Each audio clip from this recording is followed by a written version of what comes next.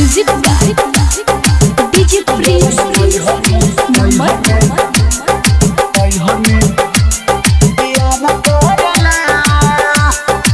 Mega Recording Studio बाजार भी थी।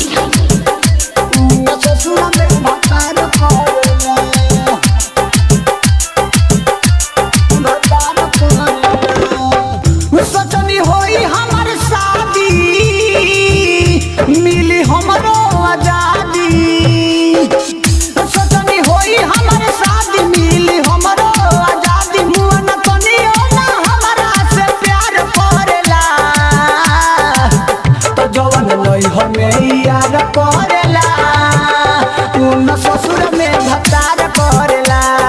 है जवन नैहर में यार करेला उन ससुर में भतार करेला जवन नैहर में यार करेला उन ससुर में भतार करेला बन के दुल्हनिया रे पियावा के घरे सोची सोची बतिया न नींद आवे रतिया हमरो दियरा हो रे हमरो दियरा हो रे बन के सजनिया रे उनकर दुल्हनिया ओइनी हम पियावा के घरे सोची सोची बतिया न नींद आवे रतिया हमरो दियरा